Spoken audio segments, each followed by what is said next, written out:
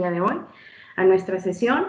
Vamos a comenzar con el tema particular pendiente que quedó de la unidad número 1, de parte de nuestra colega Adriana González. Sin embargo, pues ayer no lo hicimos. Me gustaría además presentarles una breve semblanza profesional de mi colega María Elena Espinosa, que estuvo con nosotros impartiendo la clase del día de ayer. María Elena es ingeniera en recursos naturales renovables por la Universidad Autónoma de Chapingo y es maestra de estudios urbanos por el Colegio de México. Tiene 13 años de experiencia profesional y pues ha trabajado en el sector público, privado y también en la academia. En el sector público ha trabajado en el Colegio de Postgraduados, en FONAES, ahora INAES, en INCA Rural y en el Registro Agrario Nacional, donde se ha desempeñado con funciones de coordinación, supervisión, capacitación y enlace institucional, entre otros. Además, ha dado seguimiento a programas federales como el Proyecto Estratégico de Apoyo a la Cadena Productiva de los Productores de Maíz y Frijol, PROMAF, y al Fondo de Apoyo de los Núcleos Agrarios, FANAR. Y en el sector privado, además, ha trabajado como supervisora y evaluadora ambiental y como consultora en proyectos vinculados a uso de los SIG para facilitar la gestión de los activos municipales. Y pues en la academia su trabajo se ha vinculado en el análisis de la incorporación de la propiedad social y proyectos de vivienda y megaproyectos. Actualmente labora pues en el área de planificación territorial de ONU Habitat, en donde pues ya hace algunos años comenzó su trabajo participando en la evaluación del índice de ciudades prósperas, que algunos de ustedes ya conocen. Y bueno, también me permito presentar a mi colega Adriana González, que estará con nosotros en la primera parte de la sesión de hoy. Ella es bióloga y maestra en Ciencias Ambientales por la Benemérita Universidad Autónoma de Puebla y realizó cursos de doctorado en la Universidad Autónoma de Madrid. Colaboró 15 años con la Semarnat, coordinando equipos en las áreas de ordenamiento ecológico, planeación territorial y fomento sectorial, y es miembro activo de la Red de Fortalecimiento de Capacidades de Adaptación al Cambio Climático. Fue coordinadora regional del proyecto ProTierras en la FAO y actualmente se desempeña como especialista ambiental en el equipo de estructuración territorial de ONU Habitat. Así que, pues, sin más, les dejo con mi colega Adriana González, pues, que va a completar el tema de la unidad número 1 de este módulo y, pues, inmediatamente después comenzaremos con mi colega Isabel Castillo, que iniciará con la unidad número 2. Adelante, Adriana. Gracias, Clau. Buenos días a todos y a todas. Me da mucho gusto estar hoy con ustedes con un poquito de más tiempo, mejor audio, por supuesto, agradeciendo a mi colega Isabel por ceder un poco del espacio de este día que tiene programado. Bueno, hoy tenemos un tema, digamos, breve. El tema ambiental es breve por varias consideraciones. En primer lugar, porque el continuo ambiental como tal no forma parte de la guía simplificada que estamos siguiendo y analizando, pero por supuesto que en ONU Habitat lo consideramos de suma importancia para el tema de la planeación integral. Y por otra parte, porque al final del módulo tendremos una sesión que va a integrar estos temas a cargo de la propia Semarnat. Entonces, digamos que es un primer bocadillo del tema ambiental en donde espero tener la participación de todos ustedes para podernos motivar a llegar con más dudas y con más comentarios en esta propia sesión, pero también a ese encuentro que tendremos con Semarnat un poquito más adelante. Vamos a dar continuidad a los temas que han venido pasando atrás. Voy a hacer un poquito de recuento y voy a hacer un poquito rápida en la exposición para poder dar pie a preguntas y respuestas. Y quisiera retomar de las participaciones anteriores, algunas que nos van a ser de utilidad para entender el enfoque de este tema. Por una parte, retomamos de todo el primer extenso módulo de la participación del doctor Azuela. Quisiera partir de la importancia que para la planificación tiene el tema de la integralidad. Digamos que este no va a ser un tema que abordemos desde el punto de vista ambientalista únicamente, aunque definitivamente llevará conceptos ambientales que nos permitirán cumplir el objetivo del tema, pero sobre todo nos dará insumos para considerar este factor de manera determinante, sobre todo por las características de la península en la planificación municipal. Por otra parte, les recuerdo que este tema forma parte del continuo regional, territorial, urbano y ambiental, y por lo tanto estaré dando continuidad también a la participación de ayer de mi compañera María Elena en el sentido de las escalas. Entonces estaremos un poquito brincando de escalas regionales y hablando en casos específicos de temas municipales, pero básicamente el enfoque estará más centrado en el tema regional y trataré de hacer énfasis en aquellos factores que fueron importantes para la microrregionalización, que en el recuento de la sesión de ayer veíamos que es de interés de los participantes. Y por otra parte, pues retomar también la participación de ustedes, que ha sido importante en lo largo, el tiempo que llevamos de este curso, y retomo de ello cómo es importante para el grupo la planeación sí en sí como parte, digamos, metodológica, pero también de manera muy importante como un medio para lograr la incidencia municipal en el propio proyecto del Tren Maya y cómo y en los proyectos estratégicos ligados a él, pero también que son de incidencia municipal y que esperan detonar conectividad, pero en último sentido esperan detonar bienestar. Entonces vamos a ver el papel del medio ambiente en este cóctel que se nos presenta ahora como un gran reto que finalmente tiene como fin último pues, la justicia social. Bueno, vamos a comenzar. Male me va a apoyar, me va a estar apoyando con la presentación. Le agradezco mucho, Male. El objetivo general de esta presentación, pues va a ser repasar aquellos elementos, primero de caracterización, en segundo momento de diagnóstico, recordando, vale recordar que la planificación, sea ambiental, sea urbana, la planificación tiene fases continuas.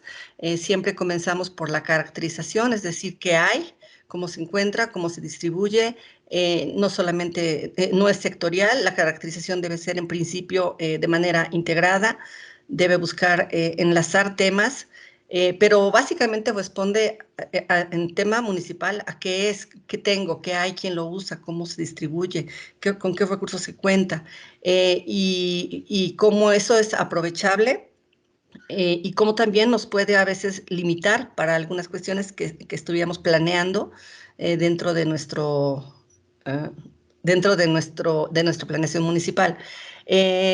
Y bueno, también por otra parte, también es objetivo de este tema, como identificar, ya decíamos, oportunidades, limitaciones, pero también irnos orientando un poco al tema de aptitud territorial. Eso será tratado más adelante en otras unidades, pero es importante destacar que lo que aquí vemos no es como un listado de temas ambientales, sino que nos va guiando, nos va orientando a encontrar en el en el medio natural las oportunidades que nos permitan ubicar la aptitud urbana, pero en un mosaico de usos.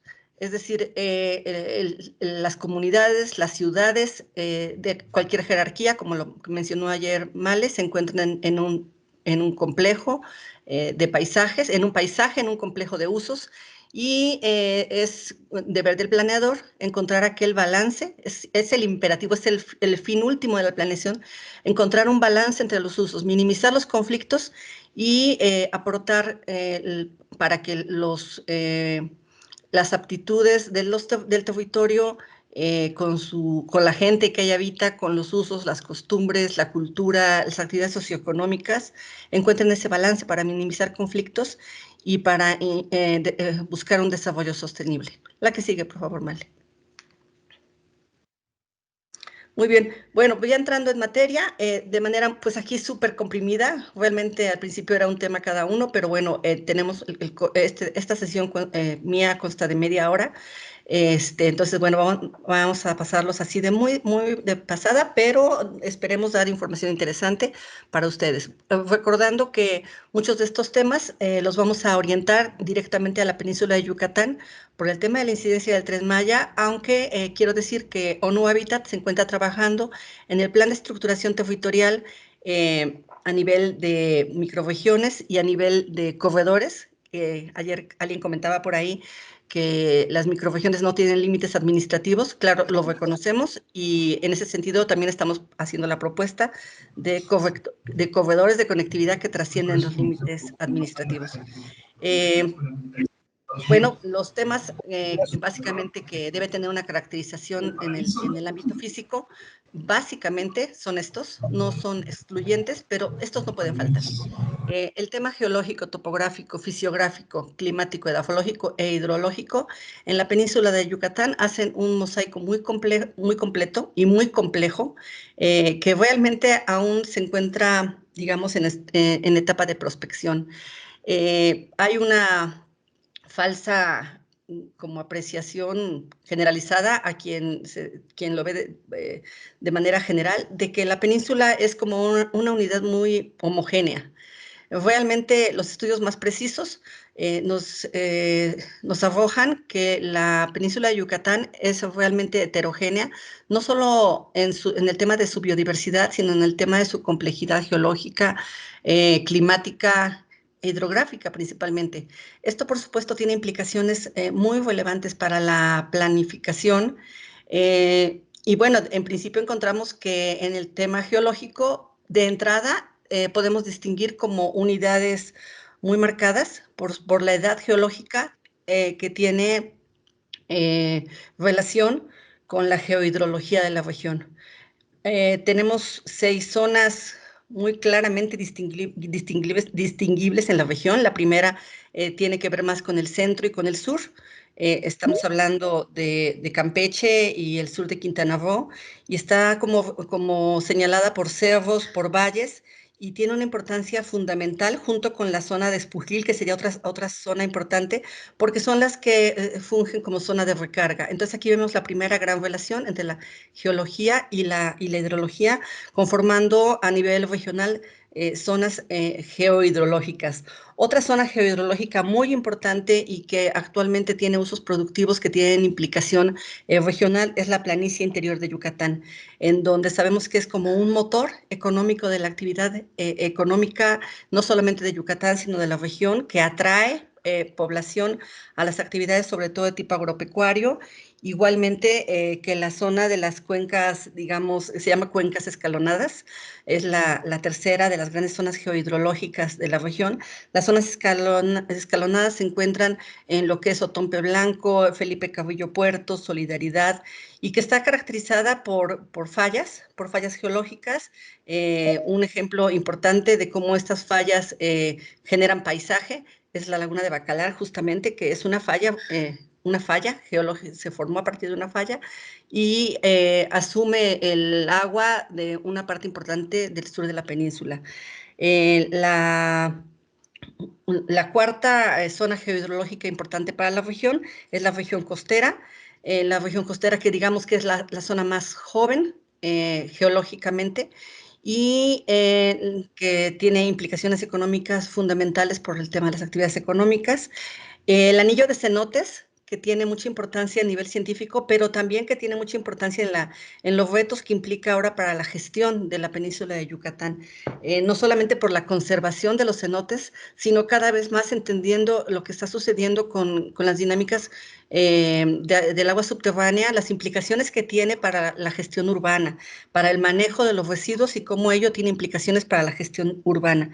Y ya decíamos, el último, la zona de Espujil, que es una zona geohidrológica ligada pues a la reserva de Calakmul, pero el acuífero de Espujil es fundamental para la captación de agua en toda la península, igual que las cuencas escalonadas. Entonces, son zonas importantes. Todos estos conceptos, digamos, se integran y dan lugar al paisaje, que es lo que nosotros podemos apreciar, lo que conocemos y lo que gestionamos. La geomorfología realmente estudia las formas, la génesis, pero está muy relacionada con el clima y cómo el tipo de roca, el tipo de relieve, el tipo de las provincias fisiográficas a las que pertenecen van a determinar qué tipo de suelo tenemos. ¿Qué tipo de suelo tenemos? Está totalmente ligado con el tipo de biodiversidad que vamos a gestionar, pero también con el tipo de usos agropecuarios y urbanos también. La que sigue, por favor.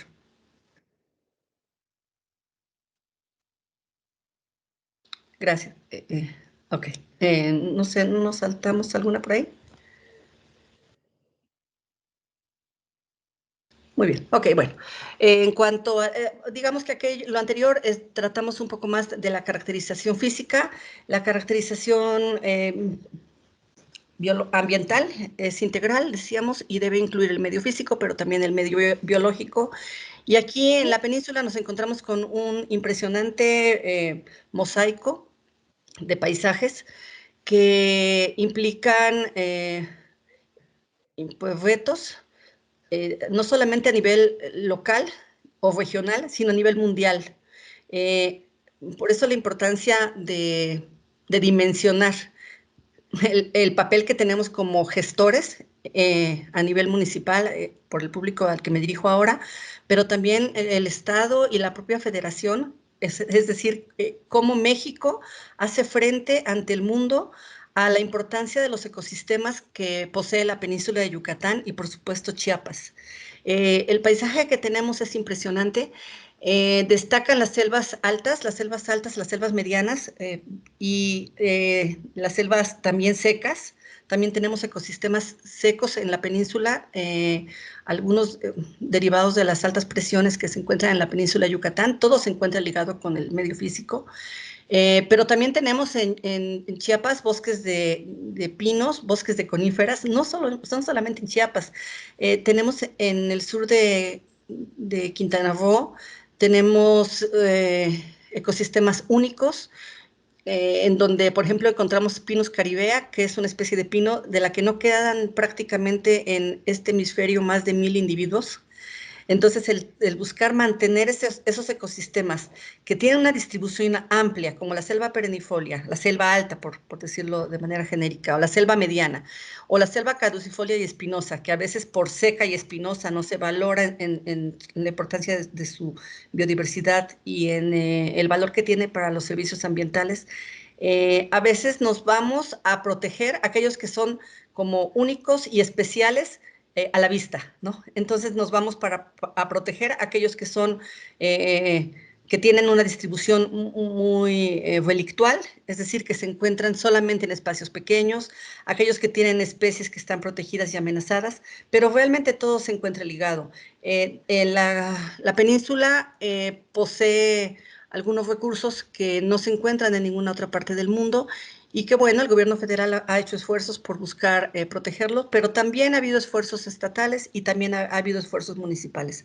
El calichal, por ejemplo, que se desarrolla en lugares específicos, por ejemplo, en el área de los en el sur de Yucatán, y que se encuentra como muy ligado a ambientes específicos en donde ha habido una confluencia entre el agua salada, el agua dulce, pero también la cal, y forma un suelo muy duro que hace condiciones específicas para un tipo de vegetación, en este caso el calichal.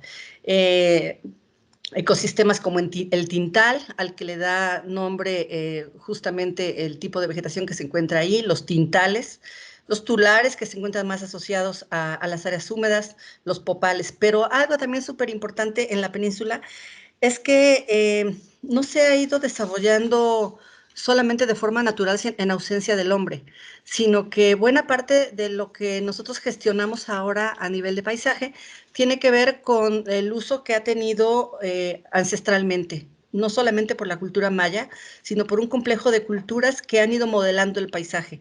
Y eso en sí, no estoy muy segura si ya procedió, si ya estamos en este momento, pero por supuesto que está siendo analizado por la UNESCO para formar parte del Patrimonio Mundial de la Humanidad. Es decir, los usos que han ido generando las diversas culturas que en la península coexisten y conviven, han ido generando ecosistemas propios, ecosistemas que no son únicamente derivados de los procesos naturales, sino que han sido derivados del manejo. Como sea, debemos aproximarnos a toda esta caracterización biológica a partir de indicadores claros, precisos, concisos, igualmente que del medio natural, y el planificador está obligado a estar cerca de su consultor. Yo sé que, bueno, como escucharon en la semblanza, formé parte del sector público por muchísimos años, y normalmente pues nosotros no nos dedicamos directamente a hacer el plan, pero tenemos consultores y es nuestra, digamos, obligación estar cerca del proceso y poder tener claridad de cuáles son los indicadores con los cuales nos aproximamos a la caracterización física y biológica de nuestro territorio. Los indicadores deben ser lo más sólidos posibles, tener información fuerte de respaldo, tener posibilidades de llevarnos a una prospectiva, es decir, a poder planear escenarios para poder planificar el territorio. Específicamente en el tema biológico, los indicadores nos deben estar llevando a poder identificar la superficie en la cual se ubica cada uno de los ecosistemas, su estructura, no solamente significa cómo que esté o no esté, sino cómo se compone y cómo funciona. Y aquí también quisiera hacer una acotación que he hecho en ONU Habitat y en donde se puede, que los ecosistemas no son por sí mismos, digamos, susceptibles de ser atrapados. O sea, los ecosistemas, aunque estén delimitados con un decreto por un área natural protegida, no significa que se encuentran aislados de otros ecosistemas. Y los ecosistemas no se pueden descartar por su característica o por su cualidad de composición o de atractivo visual del paisaje. Los ecosistemas son importantes, sea que sean visiblemente atractivos, sea que no, como puede ser el caso quizá para algunos de las selvas espinosas, de los calichales, para algunos a lo mejor es más valioso un tema tropical que un tema templado. No tiene nada que ver su atractivo físico, quizá para el turismo sí, pero no para la propia dinámica biológica y ambiental del tema de la planeación. Es importante mantener la estructura, cada ecosistema se diferencia por su estructura, qué es, cuántos estratos tiene, de qué composición son, y si los hemos ido modificando por usos asociados a la actividad económica o cultural, y se encuentran degradados, no son menos útiles. Y no significa que, y no es nunca no debería ser nunca una justificación que un ecosistema se encuentra degradado para decir que inmediatamente es un sitio apto para la urbanización como una consecuencia directa. A veces es un sitio apto para, ya lo veremos más adelante, para la restauración o para la intervención, pero no significa un sitio que ha sido intervenido biológicamente inmediatamente que su aptitud deje de ser natural, y en el tema de la península una aptitud forestal, que básicamente la aptitud de la península de manera genérica es una aptitud forestal. Los indicadores deben también llevarnos a contar con datos sobre su riqueza y su diversidad, sobre la especificidad que cada uno de los ecosistemas presenta. La que sigue, por favor. No me voy a atender demasiado acá, lo va a hacer Semarnat seguramente, pero dentro de la descripción del medio biológico, evidentemente tenemos riquezas importantes. Llama mucho la atención el tema del jaguar, o sea, me llama mucho la atención porque sin duda es un emblema para la región. A mí me llama la atención porque tenemos tanto que dar en la península, que si bien el jaguar nos ha dado muchas ventajas porque nos ha posicionado como una zona que ha ayudado muchísimo a promover el concepto de conectividad, es decir, somos una región integrada, no solamente la península, sino que tenemos un continuo con Centroamérica y con Sudamérica, hacemos como un continuo, el macizo, nada más simplemente el macizo de Calakmul, el área de Siancán, son de los macizos después del Amazonas más importantes en América, los macizos forestales más importantes después del Amazonas, y la fauna sobre todo nos ha permitido como identificar esa necesidad de continuidad, esa necesidad de conectividad. Pero bueno, también tenemos como en todo lo demás como obligaciones de conservación a nivel internacional, que la propia Semarnat ha ido recogiendo en normas que son obligatorias de consideración en el tema de la planificación urbana y ambiental, que, insisto, ONU Habitat procura verlo como una planificación integrada. En el tema de flora y fauna, pues tenemos normas como la 059, que seguramente muchos de ustedes conocen y que si no conocerán un poquito más adelante. Tenemos la lista roja de especies amenazadas de la Unión Internacional para la Conservación de la Naturaleza. Tenemos las especies que se encuentran en el convenio de CITES, que habla acerca de aquellas especies que no son sujetas al tráfico internacional, que no deben ser limitadas para el tráfico internacional. Tenemos un listado de especies que CONABIO ha señalado como especies prioritarias para la conservación, y aquí al margen podemos ver lo que para nosotros significa una especie prioritaria. Es aquella que tiene un alcance mayor para que de cuya conservación depende una serie de beneficios en cascada. Aquellas especies que al conservarlos permite conservar su ecosistema y que está asociada a la conservación en el tiempo y en el espacio de otras especies menos visibles, que no menos importantes. Tenemos muchas figuras de las que vamos a hablar un poquito más adelante que nos obligan a ser consideradas en la planificación. La que sigue, por favor.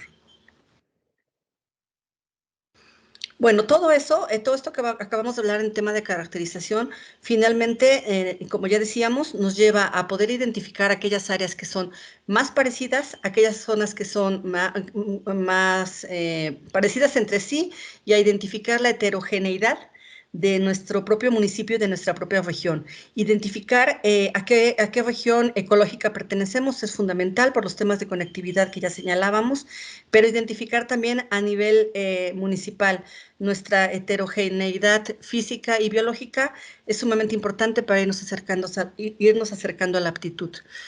Regionalizar, pues generalmente es un tema que hace el consultor, pero es muy importante que nosotros estemos al tanto y conozcamos que la regionalización requiere conocimientos técnicos, que además ahora ustedes van a tener también acceso, quizá un poco como para animarlos a profundizar en el tema, y probablemente en el grupo nos encontramos con expertos también en el tema de interpretación de modelos digitales del terreno, sistemas de información geográfica, mapas topográficos, interpretación litológica y geológica. Creo que este es un grupo muy diverso.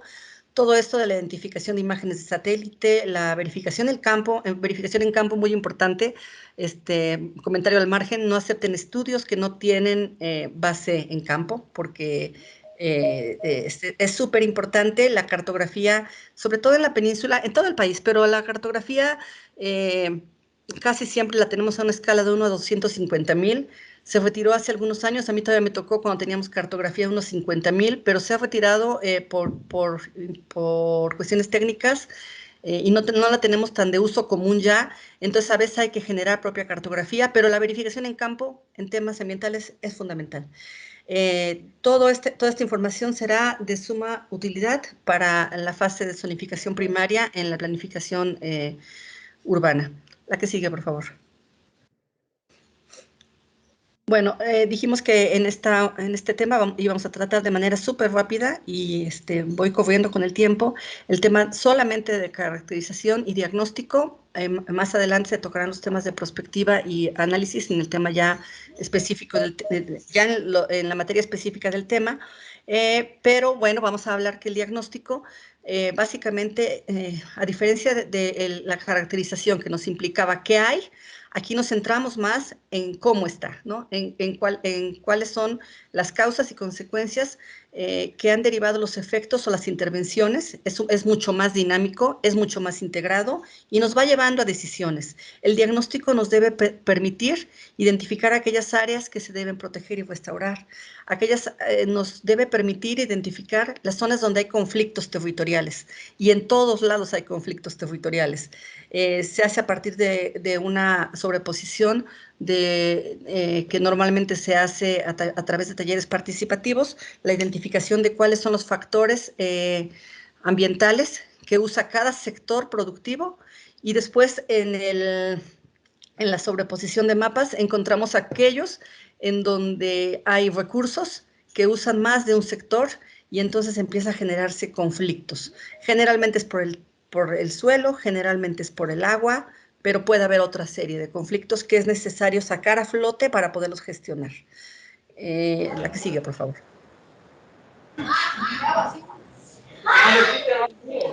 ¿Me ayudan cerrando un micrófono que haya abierto por ahí con un cierto ruido? Ok, bueno, gracias. Decíamos que entonces que el diagnóstico nos va a ayudar a encontrar áreas, principalmente en primer término, para ubicar aquellas áreas para preservar, restaurar, conservar.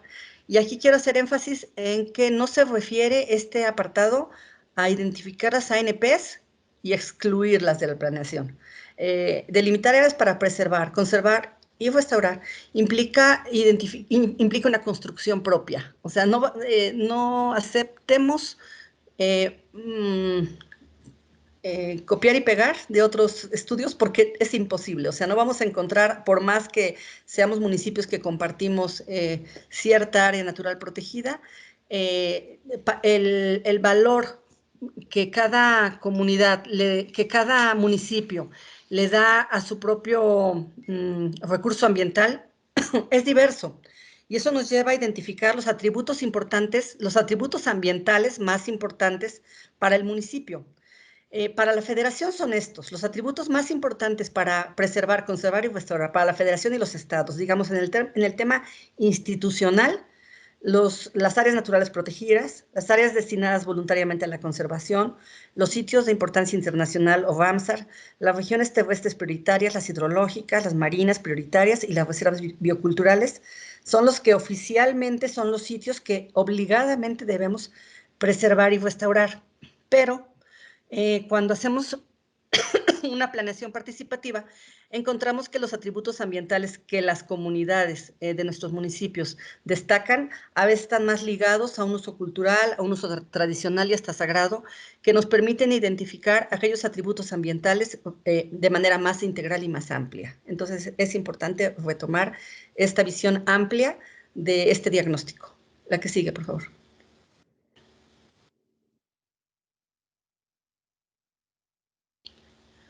Vale, ¿me puedes pasar la que sigue, por favor?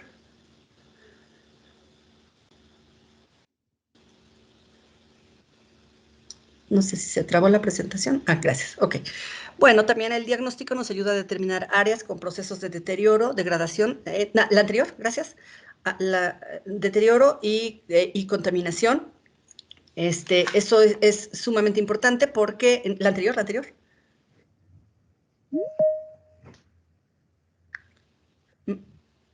Vale, podemos poner todavía, nos faltó una antes de esta. La voy a pasar, la voy a comentar. Gracias, gracias. De delay, Adri, ya está. Esa, gracias, muy bien, gracias. Bueno, también el diagnóstico nos debe ayudar a identificar aquellas áreas con procesos de deterioro y esto es muy importante también para la planificación urbana porque nos permite identificar aquellas zonas sujetas a riesgos naturales que va directamente ligado al tema de seguridad para los asentamientos, pero también nos lleva a tomar previsiones para en una planificación integral para identificar también los riesgos naturales que pudieran implicar afectaciones sociales y económicas para nuestro municipio. Nos permite identificar los hábitats críticos y las áreas de refugio, los recursos que son fundamentales e importantes para la buena economía y convivencia social y que deberíamos estar protegiendo ante todo ante una posible urbanización.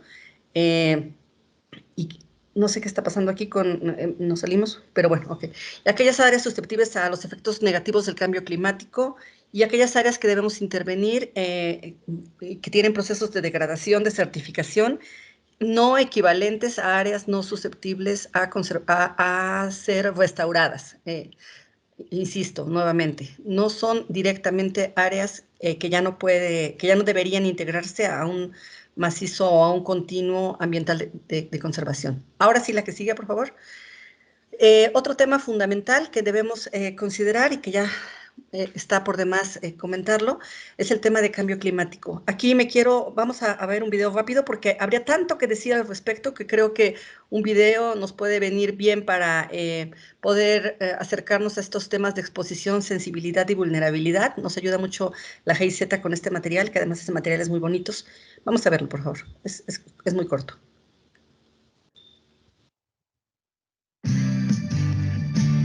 En la zona alta, cerca de las montañas, vive María. varios kilómetros abajo, a la orilla del mar, Tomás. Aunque viven en lugares muy diferentes, Tomás y María quieren saber cómo adaptarse a los efectos del cambio climático. ¿Quién es más vulnerable a los efectos del cambio climático? Depende. Imaginemos que como consecuencia del aumento de temperatura, el nivel del mar aumenta y la región enfrenta una terrible inundación. ¿Quién está más expuesto a la inundación? Por su cercanía con el mar, la familia de Tomás está más expuesta. Pongamos otro escenario. ¿Qué pasaría si María deja de vivir en la montaña y se muda a la orilla del mar? Automáticamente estaría más expuesta a las inundaciones. Pero consciente de esto, deciden modificar su casa utilizando unos pilares y levantan un palafito. Ahora ambas casas están a la orilla del mar y están igual de expuestas. ¿Pero qué familia corre más riesgo de perder su casa? ¿Qué familia es más sensible a la inundación?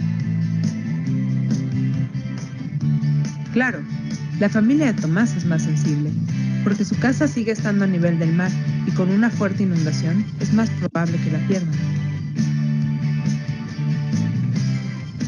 La exposición, junto con la sensibilidad, dan como resultado el impacto potencial, y en este caso, la familia de Tomás fue más impactada por la inundación que la familia de María. La realidad es más compleja y son muchas las variables que intervienen en los procesos de adaptación. La familia de Tomás es una familia grande. Tomás, su esposa, 5 hijos y los abuelos, todos en la misma casa a la orilla del mar. Mientras que en el palafito, la familia de María es una familia pequeña. Ella vive con su esposo y sus 2 hijos. La familia de Tomás tiene una bici y la familia de María un automóvil. La de Tomás tiene algo de dinero, mientras que la familia de María tiene una cuenta de ahorros, una tarjeta de crédito y hasta un celular. ¿Qué familia tiene menos capacidad de adaptarse a la inundación? Pues la de Tomás.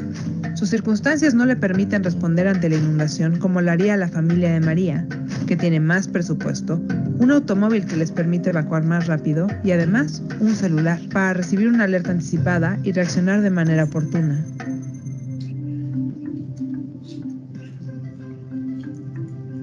La suma de estos elementos nos permiten identificar la vulnerabilidad. ¿Qué familia es más vulnerable a las inundaciones? Otra vez la familia de Tomás. Es la más vulnerable porque su impacto potencial es mayor y cuentan con menos elementos para responder ante la inundación. Tomás debe encontrar una solución y realizar acciones para reducir su vulnerabilidad.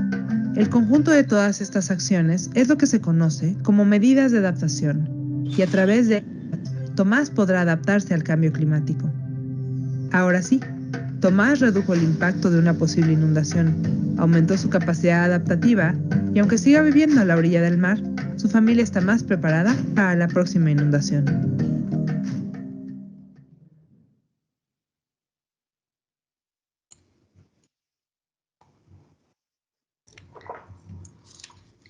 Gracias, Male.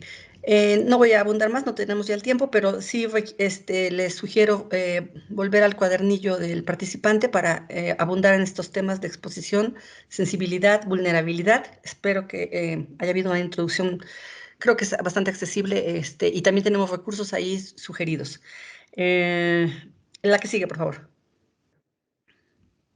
Bueno, el tema de riesgo ya sabemos que es fundamental para tomarse en cuenta en los temas, como parte de los temas ambientales, porque la región se encuentra sujeta a temas importantes, sobre todo en materia geológica e hidrometeorológica. Bueno, ahora con la novedad, aunque bueno, para la península no es tanto, de los ecológicos sanitarios. La que sigue, por favor. Incorporar el análisis de riesgo en los planes urbanos, en la planificación integral, exige una serie de pasos en los que no voy a entrar en detalle en este momento, pero también sugiero revisar el manual del participante para poder distinguir un poco, para poder tener claridad respecto a las diferencias que implica lo que es un peligro, lo que es un riesgo, lo que es una amenaza, y que nos permite ir identificando una ruta crítica para poder incorporar estos análisis de riesgo en la planificación. Solamente decir que peligro de manera genérica pues es la probabilidad de ocurrencia de un fenómeno que potencialmente es dañino. El riesgo, ya sabemos, es digamos, la probabilidad de que este peligro se manifieste en un desastre. Y el riesgo, pues, es la combinación de ambos. O sea, el riesgo tiene mucho que ver, se mide igual que cambio climático, tiene que ver con la exposición, con la vulnerabilidad, con la sensibilidad, y la única forma de trabajarlo es con medidas de adaptación. La que sigue, por favor. Bueno, esto creo que lo platicamos ya un poquito antes, ya no voy a abundar en ello, ni tampoco la que sigue, por favor, en el tema de que seguramente será de mucho desarrollo por Semarnat y que yo sé que es de importancia para ustedes, la vinculación de los ordenamientos ecológicos territoriales con la planificación urbana, pero este tema será específicamente tratado en la sesión de Semarnat que tendremos al final de este módulo. Por mi parte, les agradezco mucho la atención, agradezco a Isa por la sesión del tiempo y me parece que vamos a continuar. No sé si hubiera preguntas y respuestas y si no es así, doy paso directamente a mi compañera Isabel. Gracias, Adriana. No tenemos preguntas, por lo que rápidamente presento a mi colega Isabel Gutiérrez Castillo. Isabel es maestra de diseño urbano por la Berkeley School of Architecture en Londres y es licenciada en arquitectura por la Universidad Marista de Mérida. Además, durante sus estudios universitarios realizó un intercambio por la Universidad Católica de Paraná en Curitiba, Brasil, y desde 2014 hasta la fecha ha participado en proyectos de urbanismo y planeación estratégica a diversas escalas, y estos han estado relacionados con temas de turismo, vivienda y movilidad. Ha colaborado con distintas agencias internacionales como la GIZ, el BID y ONU Habitat, en donde ha estado trabajando activamente en el proyecto Tren Maya y a su vez fue profesora de la carrera de arquitectura de la Universidad Anáhuac en la Ciudad de México y es cofundadora del taller de urbanismo y ciudad. Así que bienvenida Isabel y comenzamos con los temas de la unidad 2, los barrios de este módulo número 2. Hola a todos, muy buenos días. Bueno, como ya comentó mi compañera Claudia, mi nombre es Isabel Gutiérrez, yo soy arquitecta y diseñadora urbana y los voy a estar acompañando en esta unidad que es la unidad de los barrios que corresponde al módulo 2. Siguiente. Antes que nada, quisiera platicarles un poco acerca de cuáles son los objetivos de la unidad. Y los objetivos de la unidad son conocer la metodología para el análisis de los barrios a partir de la identificación formal, la imagen urbana y la relación entre ellos, así como la identificación de características, necesidades y la relación entre estas en los ámbitos social, ambiental, económico y urbano mediante la aplicación de herramientas de investigación cualitativa y cuantitativa. Esto quiere decir que nuestro objetivo es ver tanto la teoría de los barrios como la práctica, ¿no? Cómo se identifican los barrios, cómo se hacen los análisis urbanos. Siguiente.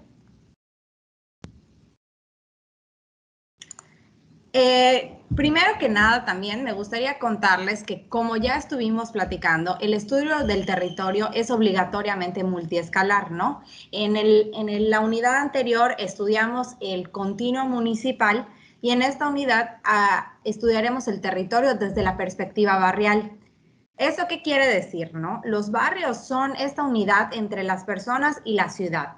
Son los espacios donde las personas realizan sus actividades diarias y se desenvuelven.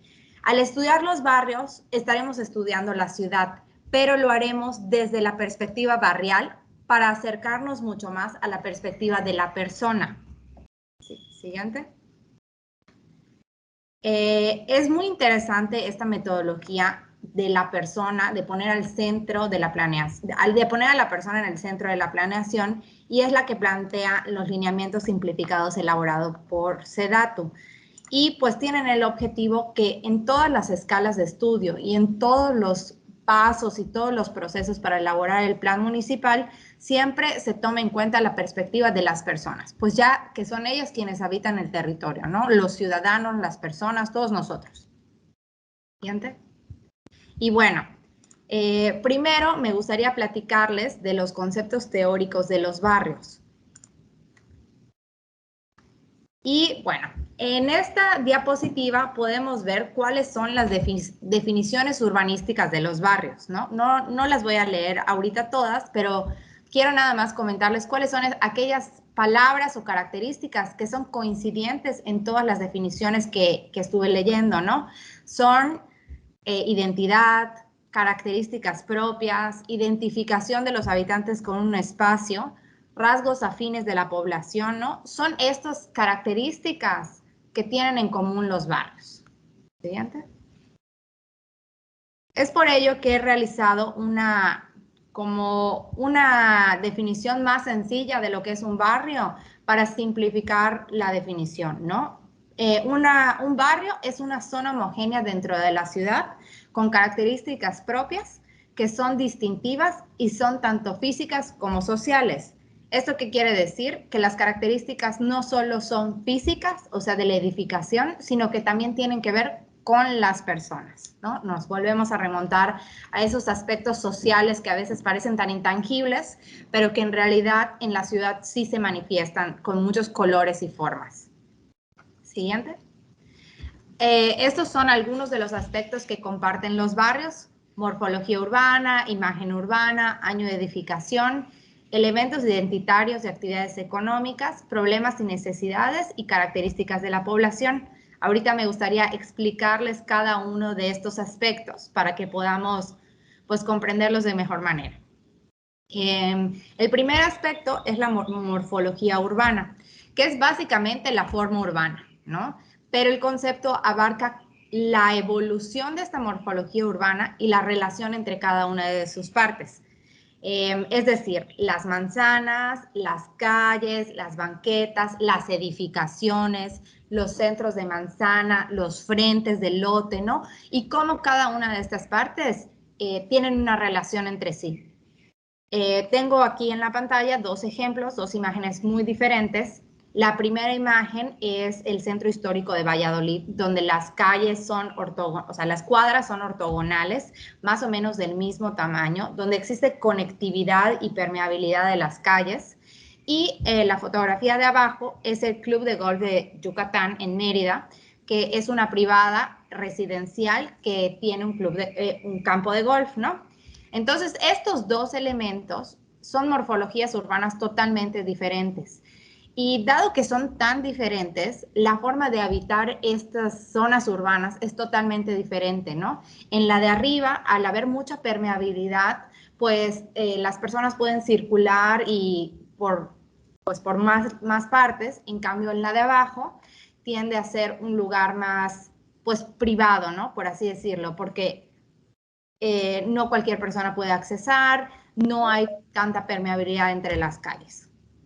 Solo paréntesis, yo soy de Mérida, entonces les voy a dar un montón de ejemplos que son yucatecos, o meridanos más bien, porque como que eso es lo que más conozco, ¿no? Pero bueno, siguiente. La imagen urbana se refiere a aquellos elementos naturales construidos, incluso sociales y culturales, que forman parte del marco visual de una ciudad. Por ejemplo, aquí en esta imagen tenemos la ciudad de Izamal, que no sé si la conocen, pero su centro está todo pintado de amarillo. Es bien bonito, ¿no? Entonces, esta forma de plasmar, de darle este color, hace que ese centro tenga una imagen urbana muy particular. Pero así como vemos en la fotografía, no solo los edificios amarillos forman parte de ese marco visual, sino que, por ejemplo, aquí en la foto vemos un señor en su taxi, que son muy comunes aquí en el sureste. Entonces, también forma parte de ese marco visual, ¿no? Y no es un elemento fijo, no es un elemento edificado, es un elemento, pues, social y cultural que además se mueve, ¿no? Siguiente. La época de edificación refleja las tendencias en desarrollo urbano, vivienda y estilo arquitectónico. Bueno, obviamente el año de edificación no es como un aspecto tangible, pero pues realmente dado que vivimos en un mundo de tendencias, ¿no? A veces lo que es la tendencia del momento es lo que se edifica y es lo que se queda reflejado en la morfología urbana o en la imagen urbana, ¿no? Pues vemos en todas nuestras ciudades, hay como ciertas zonas que tienen cierto estilo arquitectónico, que eso le da una imagen urbana muy particular y eso es 100% del estilo arquitectónico, de lo que estaba de moda en ese momento, ¿no? Aquí pongo otro ejemplo, que es todos los fraccionamientos de vivienda social que se empezaron a edificar en el año 2000, ¿no? Que son muy similares en cuanto a la forma urbana. Las manzanas miden más o menos lo mismo, las calles miden más o menos lo mismo y pues la imagen urbana es muy similar porque se utiliza un prototipo de vivienda que se repite, ¿no? Y también, a su vez, podemos ver que en los ejemplos que les mostré anteriormente, también el año de edificación y las tendencias se ven reflejados, ¿no? Pues los centros históricos, pues poseen esta retícula ortogonal traída de los españoles y que está presente en la mayoría de las ciudades coloniales de nuestro país, ni siquiera solo del sureste. Siguiente. Aquí podemos ver las dinámicas sociales y culturales, así como las actividades económicas, se vuelven tangibles en la ciudad, mostrando rasgos que otorgan identidad al espacio público. Un ejemplo podría ser en la ciudad de Becal, Campeche, donde la elaboración de sombreros es una de las principales actividades económicas, ¿no? Entonces, esta actividad de alguna forma aporta al marco visual de cierta ciudad y también le da características especiales, ¿no? Porque a lo mejor los sombreros se venden en muchas tiendas o la gente usa los sombreros, ¿no? Este ejemplo es un poco, pues a lo mejor un poco difícil de plasmar, pero a lo mejor se les puede ocurrir en sus ciudades que existen colonias o zonas donde las personas, no sé, la colonia de los artistas, la colonia de los bicicleteros, o no sé, ¿no? Creo que pueden haber bastantes rasgos culturales o actividades económicas, ¿no? Más que nada, a veces se da que esta zona se dedica a la carpintería, ¿no? Entonces hay una colonia donde de repente hay muchas carpinterías, o otra colonia donde hay muchas aluminieros. Estoy inventando, pero cada ciudad es diferente, ¿no? Entonces, pues sería como de tratar de identificar si sí existen estas características específicas. Siguiente. Problemas y necesidades, ¿no? Pues por su ubicación geográfica o características sociales, algunas zonas de las ciudades pueden tener características similares en cuanto a problemas y necesidades, ¿no? Estos problemas pueden ser desde riesgos naturales como inundaciones hasta aspectos sociales, ¿no? Como violencia, como delincuencia, etcétera. Esta imagen que yo puse es del fraccionamiento aquí de las Américas en Mérida, que el año pasado fue un fraccionamiento que se inundó bastante. Ya vieron que aquí en el sureste nos llovió como nunca nos había llovido, entonces este fraccionamiento se inundó bastante, entonces fue una característica que tuvo toda esa zona, ¿no? Se convirtió en una zona susceptible de inundación, ¿no? Digo, sí llueve muchísimo, pero esa es una característica.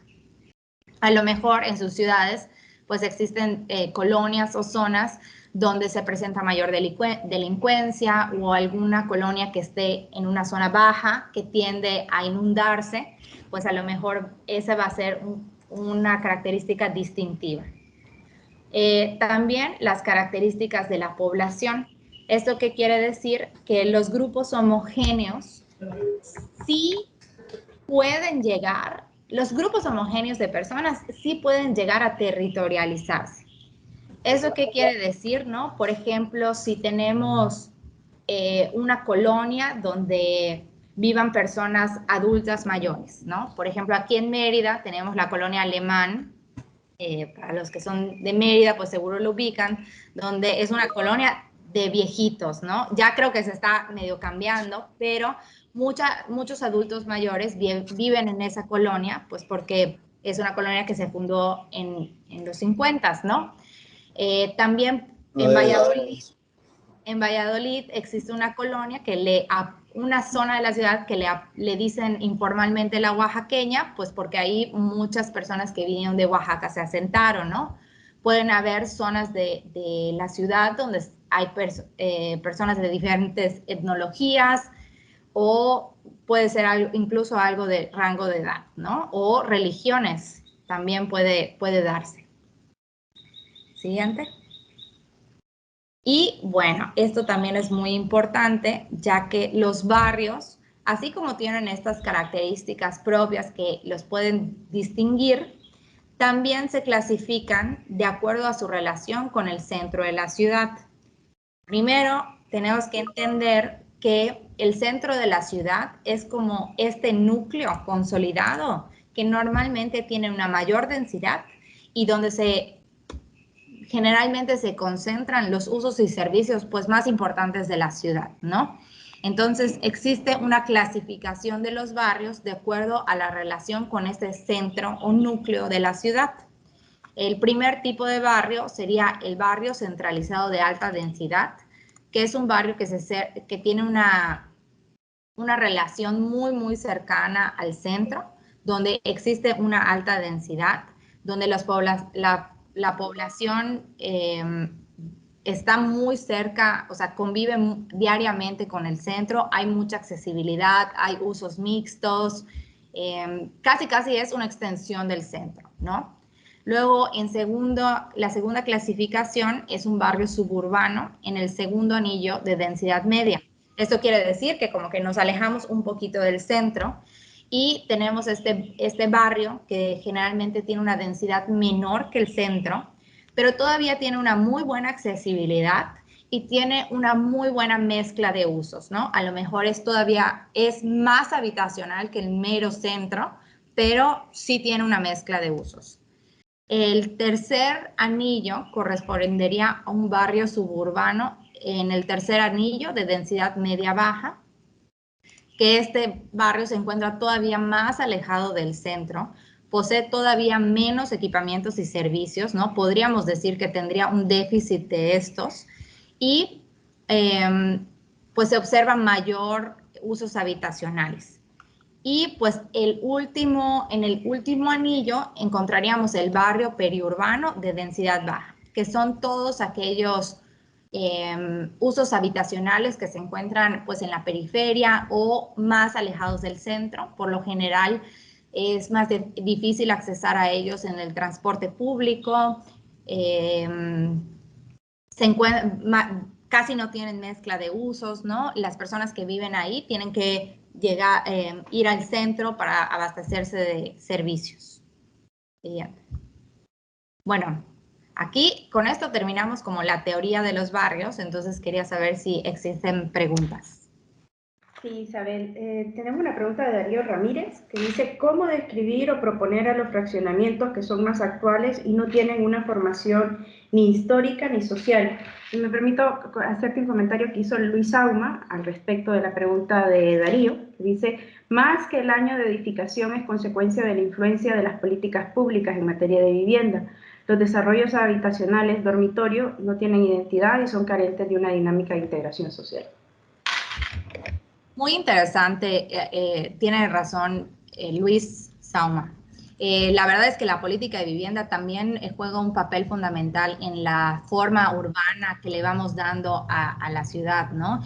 Y creo que es un aspecto que debía haber considerado también acá. Y yo creo que para el diseño urbano de fraccionamientos, ahora, ¿no? Hay muchas tendencias.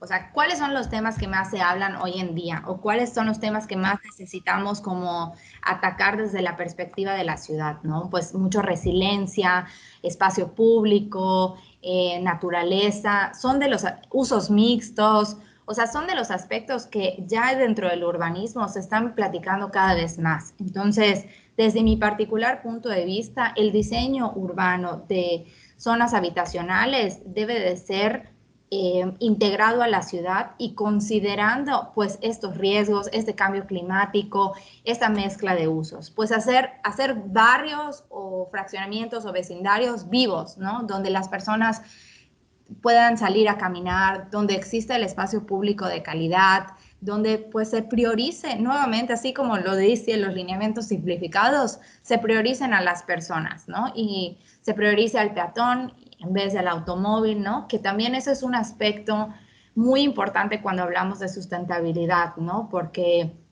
hoy por hoy la tendencia que se quiere lograr desde el urbanismo es dejar el automóvil, ¿no? Orientarnos un poquito más hacia la bicicleta o el peatón, que tus actividades más básicas, a lo mejor pues si tienes que ir a trabajar y está lejos tu trabajo, pues sí, que agarres tu coche, pero a lo mejor necesito una coca, pues que puedas caminar a la tiendita, ¿no? O ir en tu bicicleta sin necesidad de agarrar el coche, ¿no? Cada cosa es un ahorro de cualquier cosa. Tienes una pregunta de Carmen Aramayo que dice, ¿qué tan eficientes resultan los subcentros urbanos para resolver los problemas de movilidad? Ya que he observado que la tendencia actual en ciudades grandes como Guadalajara se empieza a densificar en zonas más céntricas debido a que el desarrollo se expandió tanto que resultaba muy costoso dotar de servicios. ¿Qué es mejor? ¿Densificar el centro o generar subcentros urbanos para mejorar la movilidad? Otro tema importante es la movilidad a los espacios de trabajo.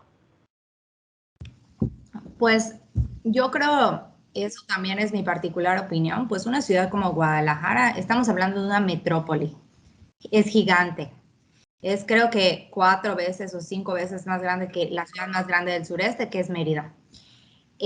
Una ciudad como Guadalajara definitivamente necesita subcentros porque imagínate concentrar tantas personas o tantas actividades en un solo centro porque es enorme, es muchos municipios, pues sería complicado, ¿no? Una ciudad como Guadalajara definitivamente necesita centros y subcentros. De hecho, en un momento vamos a hablar un poquito más de los subcentros.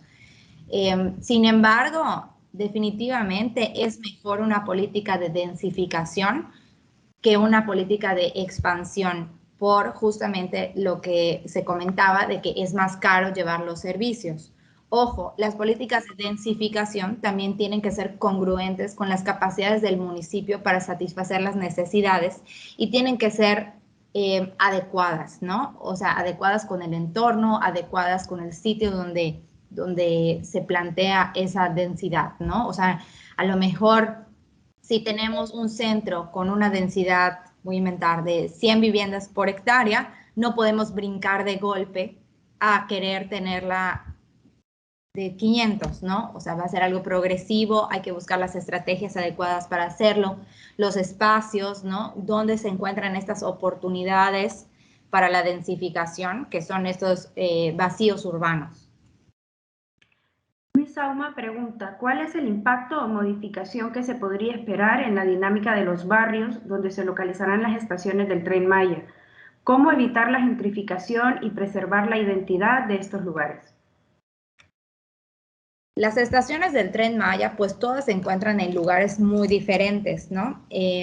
Por ejemplo, aquí en la ciudad de Mérida ya no va a entrar al centro de la ciudad, sino que se encontrará afuera de la ciudad. Entonces, aquí tendríamos que tener políticas y instrumentos para que primero, pues no ocurra una especulación desmedida del suelo, que sabemos que ese es un problema o como una situación que se vive en todo el país, ¿no?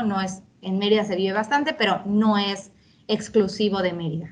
También, pues para evitar la gentrificación o esta edificación sin un como objetivo claro, pues se tendría que poner mucho más énfasis en los programas de desarrollo urbano, ¿no? Nosotros como urbanistas o desde nuestra perspectiva de ONU Habitat, somos firmes y fieles creyentes en los programas de desarrollo urbano, incluidos los PMDUs, ¿no? Pues por eso estamos aquí dando este curso, pero pues recordemos que así como existen los programas municipales, también existen los de centros de población y los programas parciales, ¿no? Un programa parcial es aquel que abarca solo un pedazo de la ciudad y es muy, muy detallado. Entonces, un programa parcial alrededor de las estaciones del tren, pues nos daría las herramientas para medir y dirigir el desarrollo urbano hacia donde queremos que vaya, ¿no? Que creo que eso es lo importante y a lo mejor lo que nos está fallando en muchas ciudades aquí del sureste, donde no existen suficientes instrumentos de planeación para medir y dirigir el desarrollo urbano hacia donde queremos que vaya.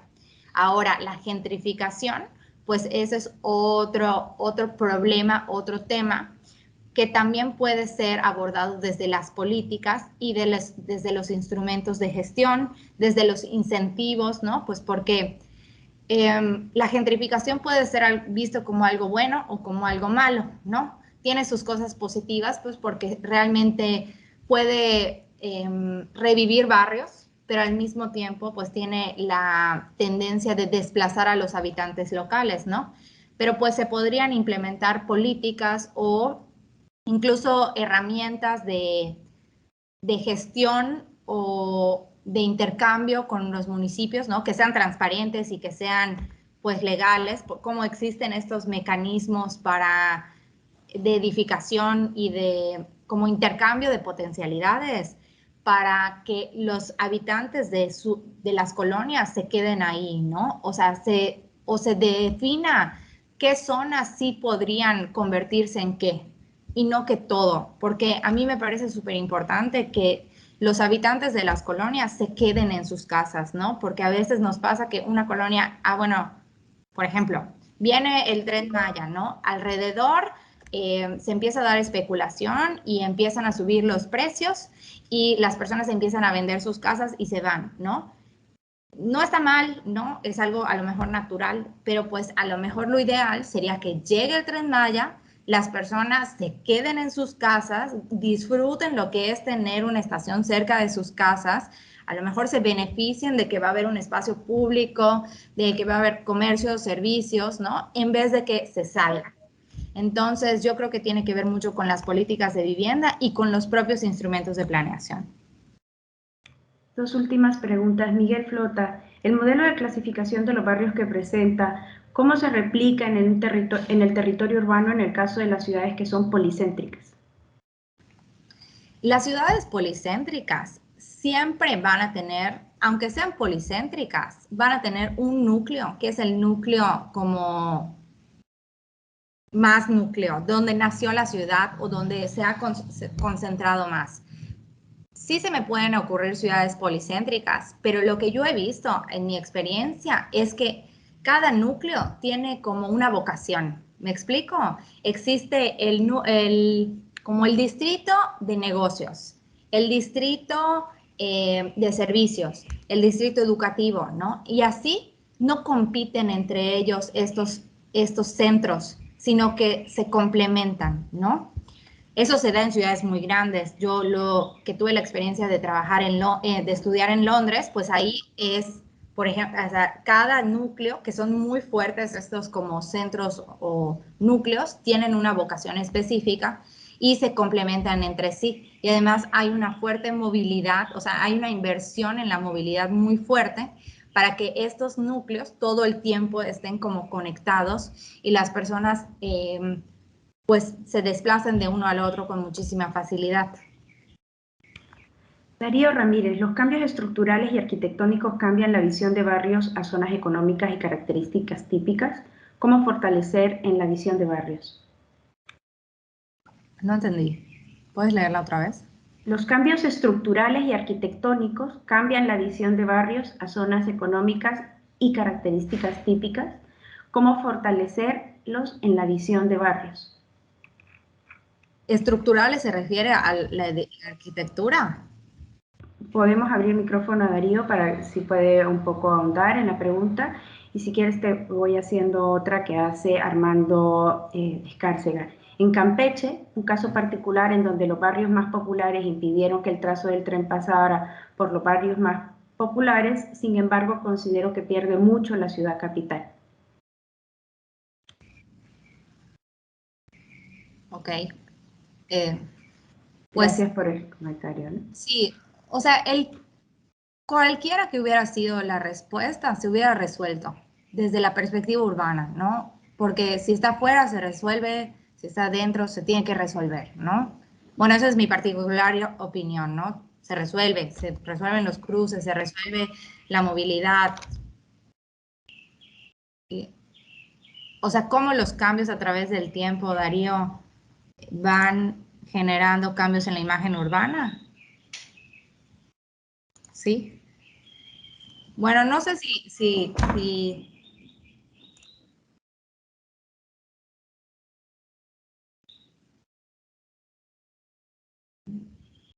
se refiere que al salir entre él se ve el presupuesto asignado 2 millones de pesos.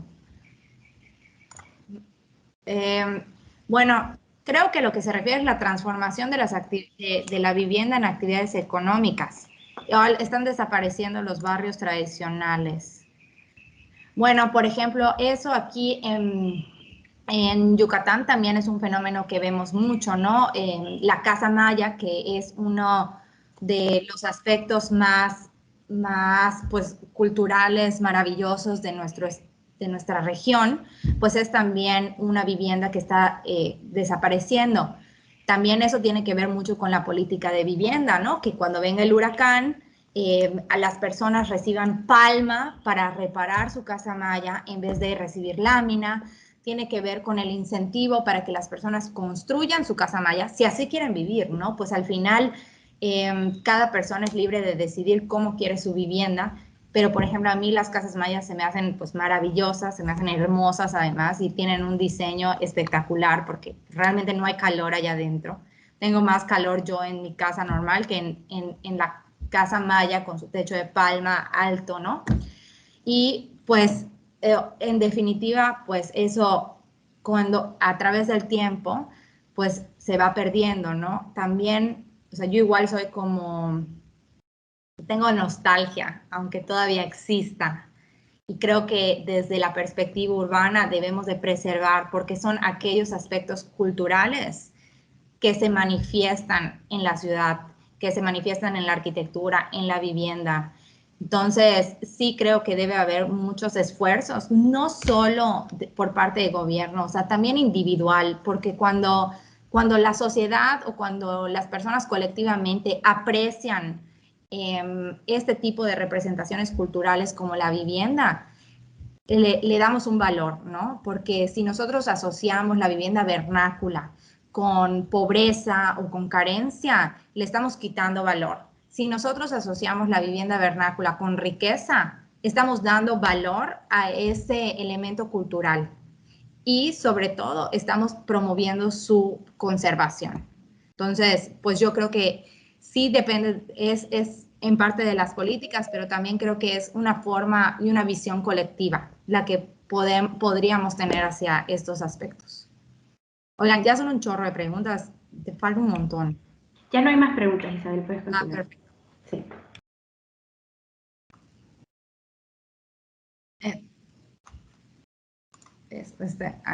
Bueno, ahora vamos a la parte buena, que es la del análisis urbano, ¿no? O sea, como que la práctica, ¿cómo se hace? Y bueno, aquí más o menos como para entender un poco el proceso de análisis urbano, lo clasifiqué en 2 etapas. Estas no son etapas de científico, o sea, son como cosas que yo como lo organicé de esta forma para que lo podamos entender un poco más sencillamente. Son 2 etapas.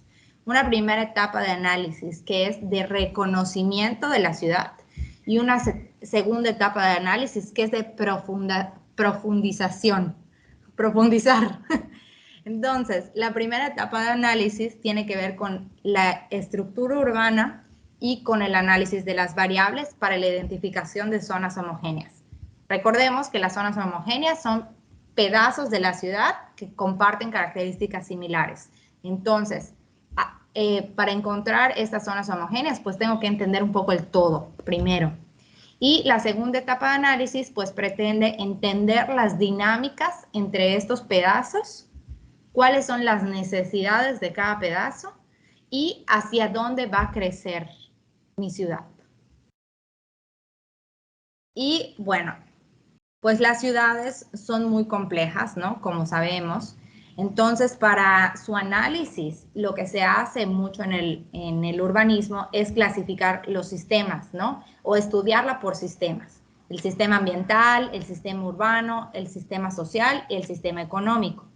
Y el sistema ambiental, por ejemplo, se conforma de todo lo que nos platicó Adri, ¿no? Que si la vegetación, que si el clima, que si la topografía, que si las fallas, que si los cuerpos de agua, todos los aspectos que tienen que ver con el medio ambiente. Luego el sistema urbano, pues también se puede desglosar y clasificar en la vivienda, en la movilidad, en la infraestructura, ¿no? También un montón de variables.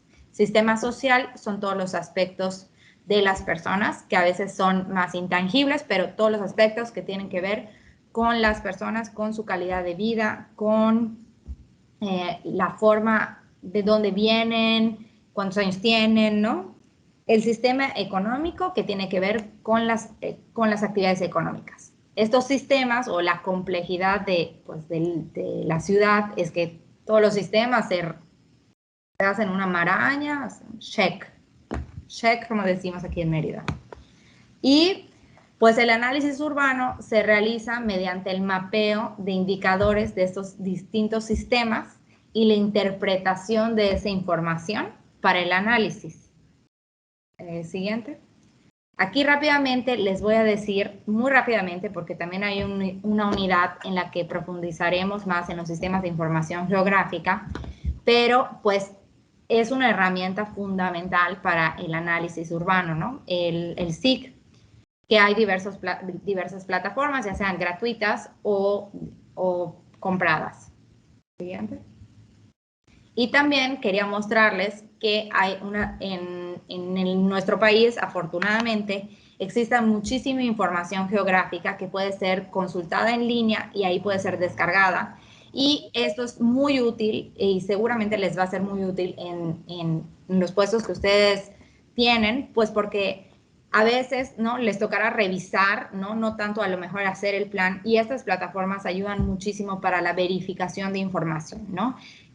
También en el manual del participante les dejé los links para que los puedan ver, pero pues tenemos Conavio, que tiene un montón de información, el DENUE, que es de unidades económicas. Siguiente.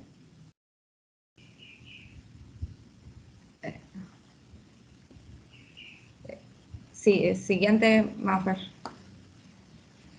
También tenemos la plataforma del INEGI, donde se puede ver muchísimos datos e indicadores, y el Atlas Nacional de Riesgos. Y luego esta herramienta de las fotografías aéreas, pues la verdad es que es una maravilla poder desde nuestra computadora explorar ciudades. Y la realidad es que sirven un montón estas herramientas. A lo mejor no van a sustituir nunca a lo que es estar en el sitio y visitarlo, pero sí son de gran ayuda, ¿no? Como para explorar, darte una idea, ver la morfología urbana, ¿no? Siguiente. Y pues naturalmente una gran herramienta muy importante son las visitas de sitio, porque acordémonos que todos los datos y los indicadores pues sí son muy buenos, pero tienen que ser corroborados en campo, ¿no? Esto es especialmente porque, por ejemplo, hasta recientemente no teníamos el censo 2020, ¿no? Pero, por ejemplo, hasta el año pasado estábamos utilizando el censo 2010, o sea, 10 años atrás.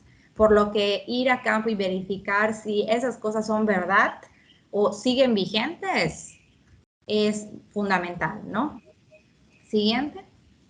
Y también los procesos de participación ciudadana, que también son parte de los procesos para elaborar un PMDU. También va a haber una unidad donde van a ahondar más en esto, pero pues la perspectiva ciudadana también construye la imagen de la ciudad. Y bueno, ahora sí ya me voy a meter a contarles un poco de esta primera etapa de análisis, que tiene que ver con el reconocimiento integral de la ciudad y de los sistemas que la componen. Lo primero que vamos a ver es la estructura urbana, que se define como los diferentes elementos formales y funcionales que conforman la ciudad. Estos elementos se encuentran interrelacionados y forman parte de un todo. Es decir, forman parte de la ciudad como un entero. O sea, la ciudad como un entero es un poco de lo que les decía, ¿no? O sea, para estudiar a los barrios, primero tenemos que entender al entero. Esta división en zonas homogéneas es para que podamos estudiarlo más particularmente desde una perspectiva más de la persona, pero necesitamos entender al entero, ¿no?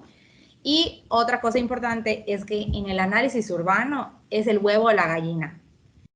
Realmente no, o sea, creo yo como profesional de diseño urbano que no hay una receta en orden de las cosas exactamente, porque a lo mejor primero vas a hacer una versión de la estructura urbana, pero a medida que sigas investigando o que vayas a campo o que hables con las personas que habitan en la ciudad, vas a regresar y cambiar la estructura urbana.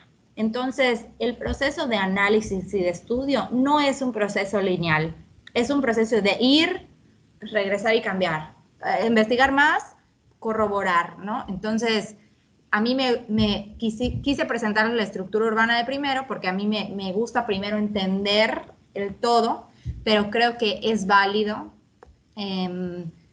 también primero hacer los indicadores y luego la estructura urbana, ¿no? O sea, no hay como un orden específico.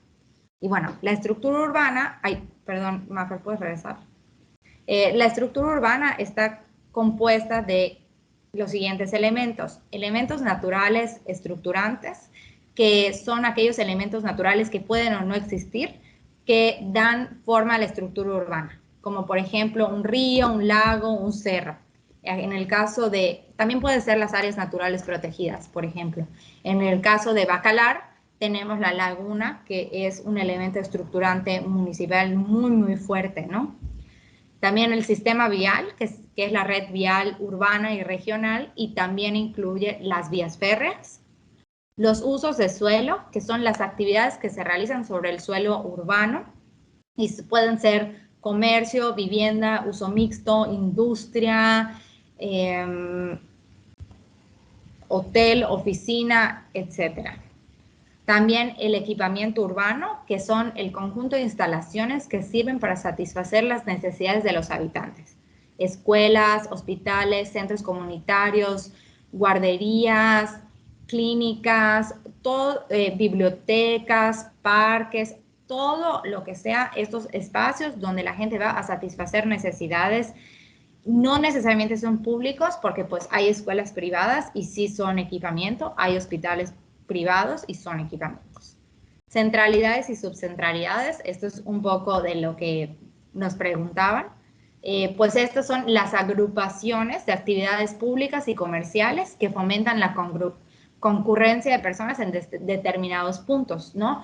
Cuando vamos a identificar la estructura urbana es importante pues identificar dónde están estas centralidades, ¿no? Que a lo mejor no tienen un límite muy definitivo. Y pues finalmente las redes de infraestructura, que son el conjunto de edificaciones que tienen como principal función abastecer a la ciudad de servicios urbanos, ¿no? El agua potable, la CFE, el drenaje, plantas de tratamiento, plantas de captación de agua pluvial, etcétera. Y aquí rápidamente nada más me gustaría como platicarles de algunas herramientas que pueden ser muy útiles para la identificación de la estructura urbana. Por ejemplo, ¿no? El DNUE, en el DNUE es una página pública, que el DNUE es Directorio Estadístico Nacional de Unidades Económicas, que tiene todas las unidades económicas de todo el país re bien mapeadas. Entonces, las puedes clasificar por tipo de actividad, área geográfica. Entonces, pues al hacer la clasificación, puedes decir comercio al por menor. Entonces, identificar dónde están las zonas de concentración de comercio, dónde están los corredores. Y puedes hacer lo mismo con actividades educativas, actividades de salud, de alojamiento. Entonces, esta herramienta es muy, muy útil para verificar dónde están estas concentraciones de actividad. Entonces, creo que, pues como les decía, la puedes consultar en línea, ¿no? También otra cosa que es muy importante de localizar son las estaciones de transporte, porque pues estas nos empiezan a decir dónde están estos nodos de movilidad, que a veces los nodos de movilidad son coincidentes con los nodos, o sea, donde están las centralidades y subcentralidades, es decir, donde está la concentración de equipamientos. Esto se da pues porque naturalmente son zonas que quieren ser muy concurridas, entonces pues coinciden. Y pues también es importante identificar las limitantes al crecimiento urbano como áreas naturales protegidas o elementos naturales como ríos o lagos, ¿no? En el caso, por ejemplo, de la ciudad de Mérida, que tenemos la reserva de Custal aquí al sur, sería pues un importante límite al crecimiento urbano que desde el principio tendríamos que identificar. Siguiente. Y quería mostrarles un rápido ejercicio práctico de cómo podemos hacer la identificación de la estructura urbana de forma un poco sencilla, utilizando como ejemplo la ciudad de Valladolid. Aquí tenemos un mapa donde mostramos como la jerarquía vial, que son las vialidades regionales, que son aquellas marcadas en rojo, las vialidades primarias, que son aquellas marcadas en naranja, y las vialidades secundarias, que son aquellas marcadas en gris.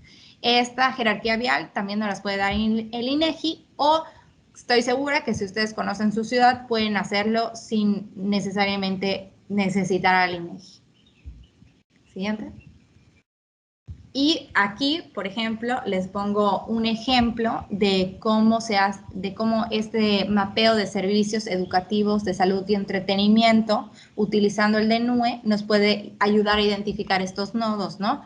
O sea, lo que hice de forma como muy rápida para mostrarles fue buscar las actividades económicas y señalar con dónde están estos nodos o dónde yo veo que hay mayor concurrencia. Siguiente. Luego el mismo ejercicio se hace con comercio al por menor, pero más de 10 personas, ¿no? ¿Dónde están los grandes comercios? Porque comercio chiquitito hay muchísimo, casi en toda la ciudad. Siguiente. Estaciones de transporte también. Siguiente. Y pues aquí hago una primera hipótesis de la estructura urbana, ¿no? De forma como súper rápida, digo, bueno, la principal centralidad está en el centro y luego observo otras dos centralidades en el norte y en el noreste. Habría que corroborar esta información, ¿no? Es algo que obtuve muy rápido utilizando el DNUE. Pero pues quería mostrarles cómo utilizando estas herramientas que están disponibles para todos, a lo mejor podemos obtener esta primera hipótesis o en dado caso de que ustedes se encuentren revisando los planes, consultar si lo que les dijeron es realmente cierto. ¿Preguntas?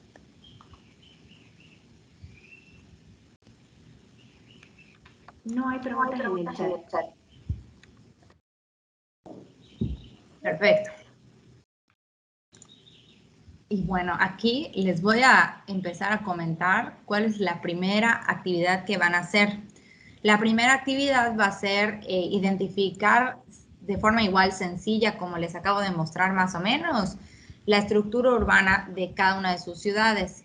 La idea es que utilizando Google Earth puedan sacar una imagen aérea de su ciudad y sobre el Google Earth pues dibujar las vialidades principales e identificar estas centralidades y subcentralidades. Bueno, ahora ya vamos a pasar a la segunda parte de esta etapa de análisis, que corresponde al análisis de las variables para la identificación de zonas homogéneas.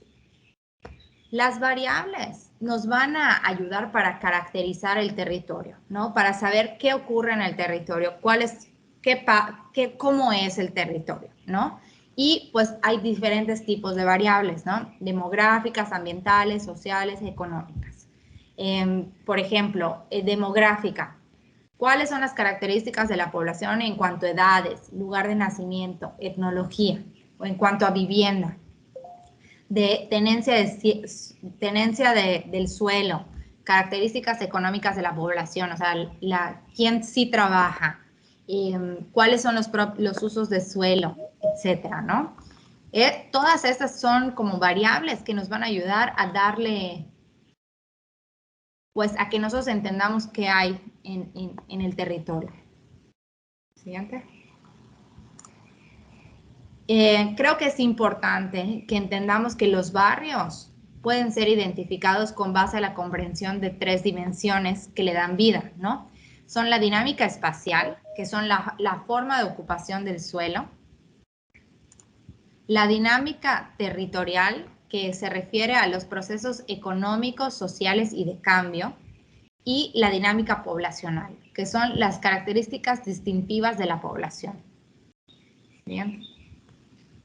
Y pues el proceso de identificación de variables, el proceso para la identificación de zonas homogéneas, pues tiene un subproceso, ¿no? Que tendría que ver primero con la elaboración de mapas, con la lectura de estos mapas y la interpretación de la información que nos dicen estos mapas, y luego la verificación de esta información, para finalmente tener una delimitación de las zonas homogéneas de la ciudad. Algo importante es que las zonas homogéneas de la ciudad tampoco tienen por qué tener un límite tan exacto, ¿no? Estas zonas homogéneas solo nos van a ayudar a entender las partes de la ciudad, ¿no? Recordemos que puede ser que la zona homogénea de una ciudad sea todo un pedazo gigante, ¿no? Y que otra zona homogénea sea más pequeña. ¿Por qué? Porque se trata de agrupar zonas que tienen características similares para que podamos romper el territorio para entenderlo de forma más sencilla, ¿no? Y entender las dinámicas de cada zona. Y aquí también quería mostrarles otro ejemplo muy sencillo también, elaborado por mí, que es un poco como me gustaría que hagan el ejercicio práctico que ahorita les voy a mostrar, que es utilizando Google Earth, se identificaron las zonas con morfología urbana similar, ¿no? Igual de manera preliminar, observando el Google Earth, a ver qué zonas tienen una morfología urbana similar, ¿no? Siguiente. Y pues aquí tenemos la variable de densidad, ¿no? Entonces, ¿qué zonas? Empezamos con la lectura de los mapas, ¿no? Por eso hago tanto énfasis en el mapeo, porque realmente es muy importante poder leer e interpretar la información que nos dan los mapas para poder hacer el análisis, ¿no? Entonces, comenzamos como a señalar las zonas que comparten características similares, ¿no? Más o menos que tienen los mismos colores, ¿no? En este caso, que es de acuerdo a la densidad de población. Y si nos damos cuenta, pues no es, este mapa no es idéntico al de arriba, ¿no? Es un poco diferente. Pero, siguiente. Y aquí hice lo mismo, pero con las zonas en la temática de nivel socioeconómico. Y aquí tendríamos que hacer un tercer mapa, ¿no? O analizar todas las variables que sean necesarias para poder hacer una conclusión, ¿no? Decir, bueno, mi zona centro es esto, mi zona norte es esto, mi zona habitacional periurbana es esta, ¿no? Como para delimitar ya con la lectura de todos los mapas, bueno, los comparas y dices, bueno, mis zonas homogéneas final es esto, ¿no? Recordemos que no es de que zonas idénticas, no, sino con características similares. Siguiente. Y en los lineamientos simplificados, como un ejercicio de síntesis, se nos pide que hagamos esta tabla.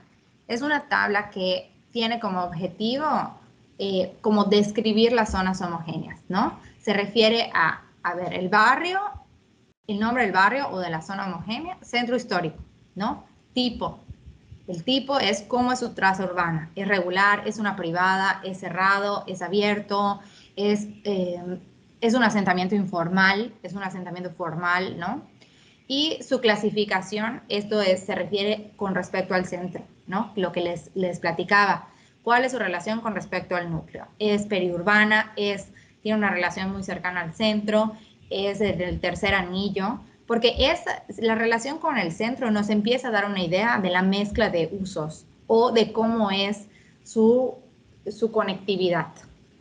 Y pues las características, que las características son una descripción de los mapas y de las variables que analizamos para identificar las zonas homogéneas. ¿Preguntas? No hay preguntas en el chat, Isabel. Y para el ejercicio práctico, aquí hay un error, perdónenme. No vamos a identificar los barrios de todas las ciudades, sino los barrios de Escárcega. Van a poder, en la liga de descarga, en las fichas de los ejercicios prácticos, hay una liga de descarga y van a poder descargar unos mapas que son de Escárcega con variables. Entonces se trata de que lean el mapa e interpreten y puedan delimitar las zonas homogéneas. Al final lo hicimos de Escárcega para que podamos hacer los mapas con variables. Y bueno, ahora vamos a la segunda etapa de análisis que tiene como objetivo profundizar en las dinámicas urbanas y las necesidades, tanto de la población como del territorio. Y bueno, ¿no? Lo primero es que los barrios, o sea, lo que me gusta a mí de la ciudad, por qué a mí me encantó estudiar diseño urbano y me encanta lo que hago, es porque las ciudades están re difíciles. O sea, como que son complejas, son una maraña y eso me encanta. Y pues parte de esa maraña es que cada zona tiene dinámica hacia el interior y tiene dinámica hacia el exterior. Y es por eso que, ok, estudiamos el todo, lo clasificamos en pedazos y ahora, ¿cuál es la relación entre cada uno de los pedazos? O sea, ¿cuál es el rol que juega cada una de estas partes dentro del todo? Y aquí, pues obviamente, la movilidad juega un papel importantísimo, ¿no? Pues porque las personas en su día a día se desplazan de una zona a otra para realizar sus actividades diarias o satisfacer sus necesidades. Nos movemos para el trabajo, para ir a sacar una copia, para ir a comprar, para ir al doctor, o sea, para ir a la escuela, ¿no? Todo lo que sea movilidad, pues es lo que empieza a dar, la necesidad de movilidad empieza a crear estas dinámicas entre los barrios, ¿no? Siguiente. Y pues por eso es muy importante hacer un análisis de la movilidad y la conectividad, ¿no? Este análisis puede ser del tipo, podemos empezarnos a hacer ciertas preguntas, ¿no? ¿Qué zonas de la ciudad se encuentran desprovistas de vías conectadoras regionales? ¿A qué zonas de la ciudad no llega el transporte público, ¿no? O qué zonas de la ciudad sí están muy bien conectadas, ¿no? Tenemos que empezar a observar cuáles son estos patrones de conectividad dentro de la ciudad. Y como les decía, esta es como otra capa de análisis, ¿no? O sea, en la primera etapa, nosotros ya entendimos, conocimos la ciudad, ya sabemos cuáles son sus características. Y en esta segunda etapa, lo que toca es como darle una segunda etapa de profundización a la información que ya tenemos, ¿no? También a mí me es muy útil de forma personal como hacer ciertas preguntas a mí misma a la hora de estudiar, ¿no? O de investigar. Algunas de las preguntas que pueden ser muy útiles en esta etapa son: ¿a qué barrio van más personas a trabajar y de dónde vienen los trabajadores, ¿no? A lo mejor buscamos nuestra información anterior y vemos en las centralidades y subcentralidades donde se ubiquen estas zonas homogéneas, a lo mejor van a ser unas zonas homogéneas donde llegan más personas durante el día a trabajar, y a lo mejor también son zonas donde hay núcleos de transporte, ¿no? ¿De dónde vienen los trabajadores? Hago esta pregunta porque, por ejemplo, en el centro de Mérida es una zona donde llega el transporte regional siempre. Entonces es una zona que es concurrida no solo por los habitantes de Mérida, sino los habitantes de los municipios aledaños, incluso de más lejos, porque vienen al centro de Mérida para irse a cualquier otra parte, ¿no? Entonces es un nodo de conectividad regional, ¿no? Que va a la siguiente pregunta: ¿dónde se localizan los nodos de conectividad regional? Es decir, ¿dónde están estos transportes de conectividad que lleva y trae personas de más lejos. Incluso los aeropuertos, pues también pueden formar parte de estos nodos. ¿Y qué barrios funcionan como dormitorio? Es decir, ¿a qué barrios pues no se observan para nada actividades económicas donde las personas puedan ir a trabajar, ¿no? Y pues quizá dónde se da la mayor actividad turística, o sea, dónde están estos barrios donde se concentra el turismo o actividades relacionadas al turismo. Esto puede ser, pues, muy relacionado con los centros históricos o con las zonas históricas de nuestras ciudades. ¿Preguntas?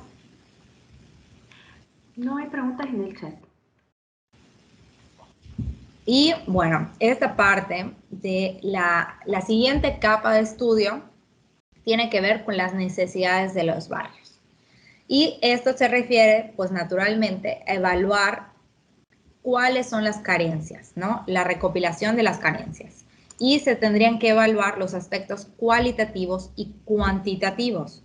El equipamiento, los servicios urbanos, los servicios en la vivienda, la calidad de la vivienda, la cohesión social y la seguridad. Son algunos aspectos que podrían ser evaluados en las necesidades de los barrios. Esto es sumamente importante, ya que, pues, ahorita estamos analizando, ¿no? Pero en la fase de prospectiva vamos a hacer propuestas. Y si no conocemos las problemáticas actuales o las necesidades, a lo mejor nuestras propuestas no van a ser aterrizadas a lo que se necesita, valga la redundancia. Entonces, pues por eso nos pareció muy importante hacer énfasis en las necesidades de los barrios en la etapa de análisis. Y pues algunas de las preguntas guía, nuevamente, que pueden ayudarnos a saber cómo guiar nuestra investigación son: ¿hay suficientes equipamientos? ¿Cómo es la conectividad y accesibilidad? ¿No? Pues porque esto es de servicios urbanos también. ¿Cómo es la calidad de la vivienda? ¿Cómo es la calidad de los servicios urbanos? Ya sea agua, luz, recolección de basura. También tiene que ver con la calidad urbana, ¿no? ¿Cuál es el estado de las calles, el estado de las banquetas, el estado de los parques? ¿Es un barrio seguro, no? Y aquí también a veces la información que podemos obtener para esta parte, como decía, es cualitativa y cuantitativa. Cualitativa se refiere que a lo mejor es de la percepción de las personas, ¿no? Las personas te van a decir, mi percepción es que este es un barrio inseguro y me siento insegura porque no hay iluminación en la noche. O van a ser aspectos cuantitativos, como son los equipamientos, ¿no? Ahorita vamos a hablar un poquito de eso. Siguiente. Los equipamientos, pues, son uno de los aspectos más importantes de la necesidad de los barrios, ¿no? Sin decir que lo otro no es importante, porque todo es importante. Esto, como es cuantitativo y realmente existe formas de medición, pues nos pareció un aspecto muy importante que tendríamos que platicar específicamente, ¿no? Los equipamientos están clasificados en 3 según su nivel de impacto. El equipamiento barrial, que abarca los equipamientos que sirven a la población inmediata. Pueden ser como guarderías, parques de bolsillo, ¿no? Guarderías, pues porque al final las familias van a buscar una guardería que esté cerca de ellos, si no, no les va a convenir, ¿no? El equipamiento urbano ya son equipamientos que sirven como a una población un poquito más alejada, o sea, ya para ir a la preparatoria o a la clínica o un parque más grande, pues ya te puedes mover un poquito más, ¿no? Y el equipamiento regional, que se sirve ahora sí a más de una localidad, que pueden ser universidades, hospitales de alta especialidad, ¿no? Donde llegan personas de diferentes partes, pues incluso de la región, ¿no? Ni siquiera, a veces no solo del propio estado. Bien. Y parques de bolsillo, te contesto una vez, son parques chiquititos. Se le dice así a los parques más chiquititos. Por ejemplo, aquí al lado de mi casa hay uno que ocupa lo que es un lote o 2 lotes, ¿no? Ese es un parque de bolsillo, chiquitito. Y bueno, aquí en nuestro país, Sedesol, que es una instancia, que se dedica a cosas del desarrollo social, ha hecho, bueno, ya tiene bastantes años, pero es una muy buena guía, dos documentos que nos ayudan a definir cuántos equipamientos debieran haber en la ciudad. Entonces tenemos lineamientos, este documento que es lineamientos en materia de equipamientos, infraestructura y vinculación con el entorno, en la cual se hace un cálculo de equipamiento basándose en el número de habitantes. El número de habitantes lo podemos obtener de los censos, ¿no? El INEGI, repito, lo tiene todo, la verdad, maravilloso. Entonces, pues de esas bases de datos podemos sacar el número de población que nos va a ayudar a calcular el número de equipamientos. Estos lineamientos, la verdad es que se hicieron con el propósito de dar una guía para la edificación de fraccionamientos, para que los fraccionamientos tuvieran como que uso mixto, ¿no? Entonces, hasta dice comercio, parques, de todo, ¿no? Y pues no son normativos, pero sí son una muy buena guía. Siguiente. Y aquí les muestro un ejemplo de cómo, utilizando el radio de influencia del equipamiento de parques, como dice Cedesol, o sea, cada parque se le puso el radio de influencia, ¿no? Como marca. Y este mapa, si lo leemos, podemos identificar las zonas donde no llega, o sea, no se ve verde. Entonces, donde no se ve verde, podríamos decir que esas zonas están desprovistas de parque. ¿Por qué? Porque dice, los parques pequeños con juegos infantiles tienen un radio de influencia de 200 metros, ¿no? Y los espacios deportivos de 1000 metros. Es decir, que las personas debieran caminar hasta 200 metros para llegar a un parque con juegos infantiles. Entonces, hacemos el radio para encontrar aquellas zonas que se encuentran desprovistas de estos equipamientos. Es indicativo, ¿no? Claro. Aquí a lo mejor las zonas que están desprovistas son muy pequeñas, entonces eso nos da una buena señal de que hay bastantes parques que aunque sean pequeños, pues sí sirven a la población. Este es el centro de Mérida. Siguiente.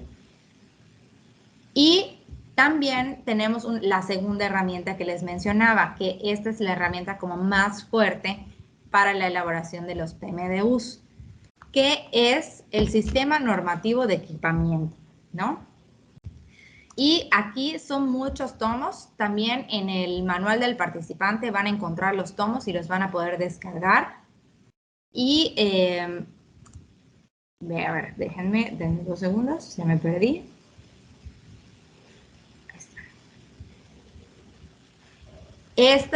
Cada tomo habla de un tipo de equipamiento y tiene estas tablas. Entonces, quería rápidamente nada más mostrarles cuál es la información más importante de las tablas, ¿no? Aquí, por ejemplo, les puse elemento educación preescolar, ¿no? Entonces, radio de influencia urbano recomendable, 750 metros. Entonces, 750 metros es el radio que nosotros haríamos en nuestro mapa para determinar qué zonas se encuentran desprovistas. Luego, población beneficiada por VS, habitantes. El VS en este caso es como la unidad básica de medición y en este caso son salones de clase, ¿no? Entonces dice 11.500. Vean, unidad básica de servicio, aula, ¿no? Entonces, por aula se benefician a 11.500. Entonces, si tenemos una escuela con 3 aulas, beneficiaríamos a 11.500 por 3. 34.000, ¡ay, qué horror! 34.500. Y la población atendida ya es habitantes por módulo. Se lo dice bien, 34.500. Entonces, la población atendida, que es habitantes por módulo, es, aquí te recomiendan cuántas aulas tendría cada módulo, es decir, cada escuela. Entonces, cada escuela con este número de módulos tendría que atender a 60, en este caso son 69.000 personas. Entonces, con estos datos es como podemos empezar a hacer el cálculo de equipamiento, ¿no? Tenemos una escuela acá, ¿cuántos módulos tiene? Y entre el número total de población ya se hizo este cálculo.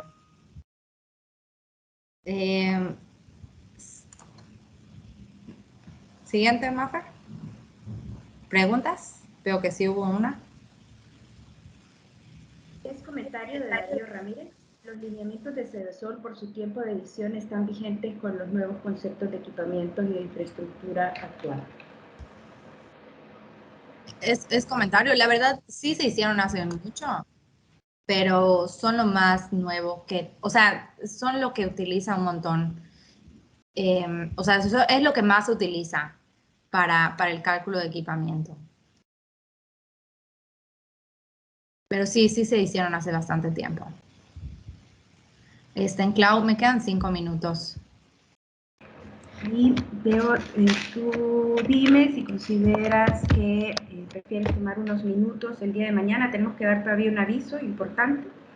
Entonces, sé que te falta el cierre, pero pues sugiero que podamos tener el cierre unos 10 minutitos el día de mañana. Ok, me parece bien.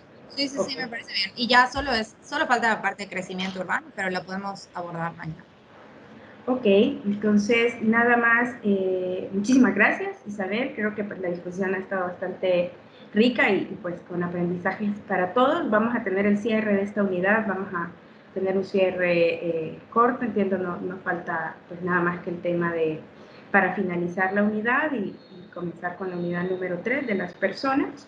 Y le cedo la palabra a mi compañera Marisela Camacho, que nos va a dar un aviso importante acerca de la estructuración de los grupos de trabajo.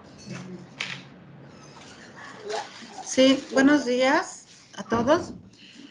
Vamos a hacer una reestructuración a partir del módulo 2 de los equipos. Entonces, tenemos equipos que tuvieron inasistencia y que se quedaron con una o dos personas, entonces hemos integrado esos equipos. El día de hoy les va a estar llegando el aviso de ese cambio y, bueno, espérenlo antes del mediodía.